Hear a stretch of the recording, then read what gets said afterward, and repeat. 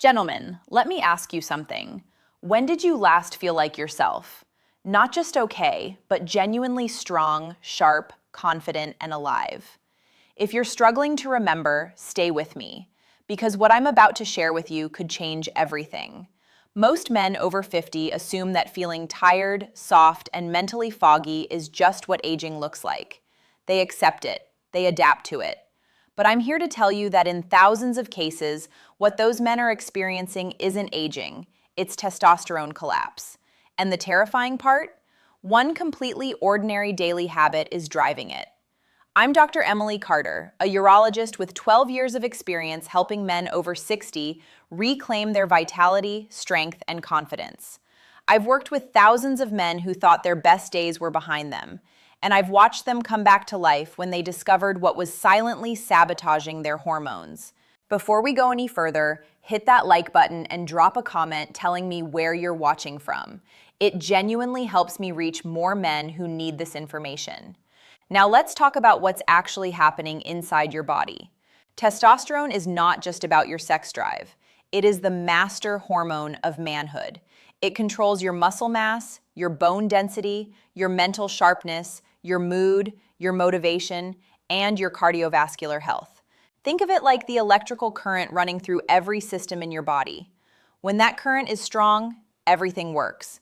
When it weakens, everything dims. Slowly, quietly, and in a way that most men blame on getting older rather than what it truly is. After 50, testosterone levels naturally begin to decline, about 1 to 2% per year. That's a normal, manageable shift. But what I'm seeing in my clinic isn't a gradual, natural decline. I'm seeing men in their 50s with testosterone levels of men in their late 70s, accelerated, cratered. And in almost every single case, when I dig into the patient's lifestyle, I find the same culprit hiding in plain sight. Here's the first thing you need to understand. Your testosterone is manufactured and regulated while you sleep.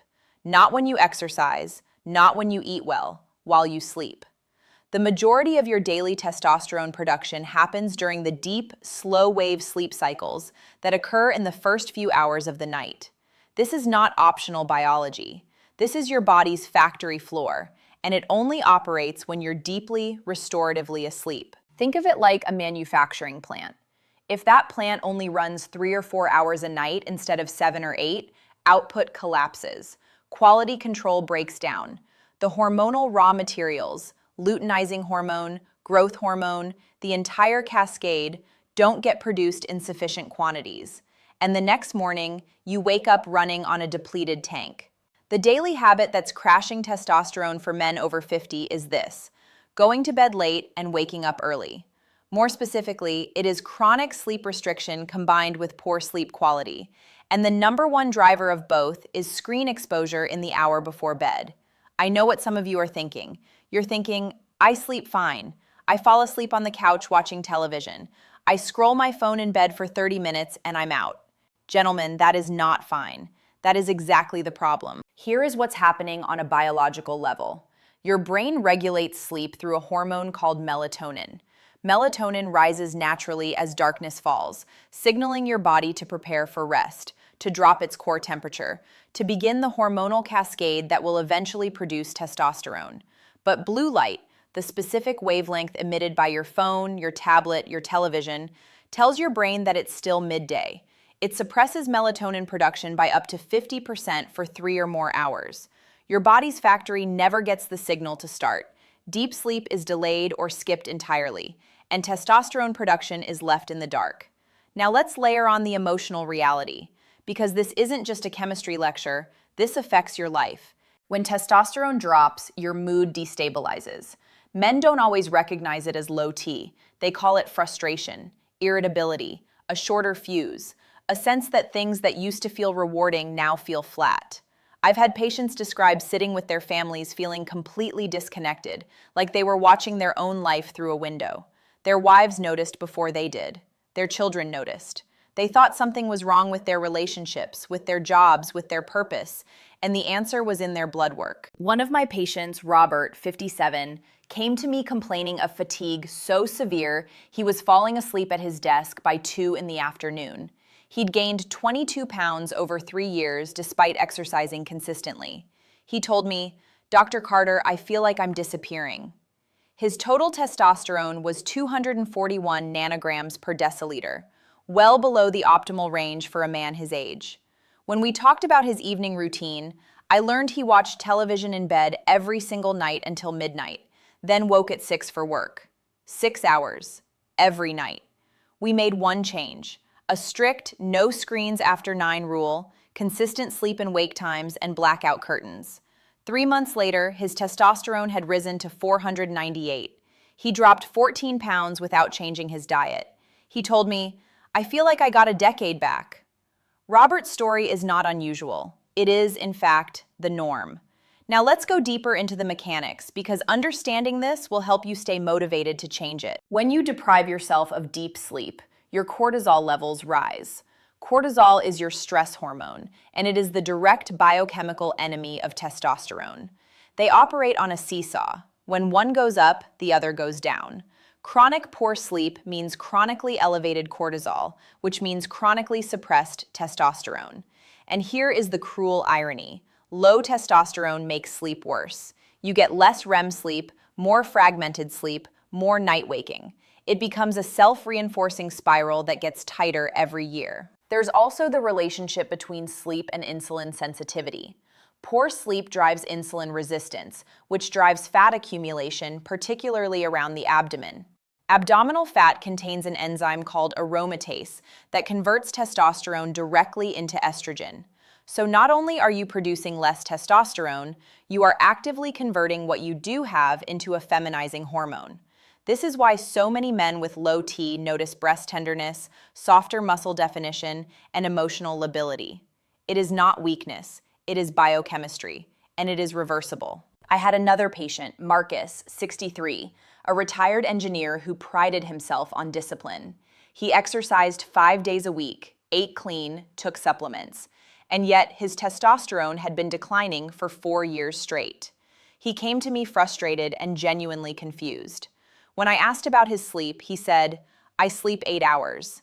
But when we dug in, I learned he was on his phone until 11:30 every night, took about an hour to fall asleep, and woke twice a night to use the bathroom. He was spending 8 hours in bed, but getting perhaps 5 hours of quality sleep.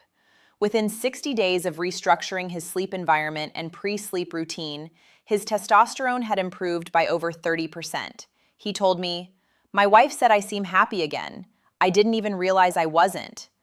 Let's also talk about what this habit does to your practical performance, not just in the gym, but in the boardroom, in your relationships, in your daily will to engage with life. Testosterone drives dopamine pathways. It is directly tied to motivation, to the reward sensation you feel when you accomplish something.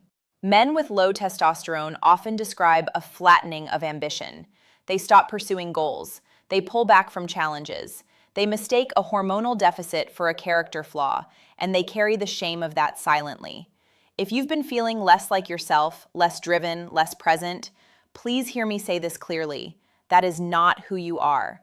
That is a biological state that can be changed. And here is the practical action plan to begin changing it tonight. Step 1. Establish a hard cutoff for screens at 9 o'clock in the evening.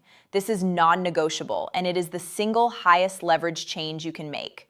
No phone, no tablet, no television in your bedroom. If you watch television in the evening, do it in another room and stop by 9. Your brain needs 1 full hour of dim, screen-free light before sleep to allow melatonin to rise adequately. Step 2. Set a consistent bedtime and a consistent wake time, and hold them 7 days a week, including weekends. Your testosterone production is tied to your circadian rhythm. Disrupting it on weekends, sleeping in on Saturday, staying up late Friday, resets your biological clock and undoes the progress you made during the week. Aim for 10:30 to 11 at night and 6:30 to 7 in the morning. That window captures your peak testosterone production window. Step 3. Engineer your sleep environment for depth, not just duration. Your bedroom should be dark. Use blackout curtains if needed. It should be cool. Between 65 and 68 degrees Fahrenheit is optimal for deep sleep and testosterone production. It should be quiet or use white noise to buffer disruption. If you are waking at night to urinate, I want you to address your fluid intake after 7 in the evening and consider booking an appointment to discuss your prostate health. Nighttime urination is often a separate issue that compounds your sleep debt significantly. Step 4. In the 30 days beginning tonight, track how you feel. Not just your energy, but your mood, your drive, your mental clarity, your body composition. Testosterone restoration is not an overnight event, but it is a measurable one. Most men begin noticing meaningful changes within 6 to 12 weeks of consistent sleep improvement. If you've been struggling with fatigue, with body composition changes, with a fading sense of vitality, you are not broken. Your body is not failing you.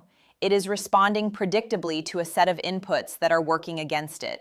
Testosterone is not gone. It is suppressed. And when you remove the suppression, it comes back. I have seen this in men at 55, at 62, at 70. The body retains its capacity to recover. That is not false hope.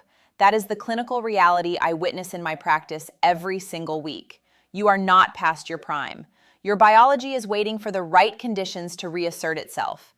If this video helped you, please like it and share it with a man in your life who needs this information. A brother, a friend, a father. Drop a comment below telling me what time you're committing to put the screens away tonight. And subscribe so you never miss a video.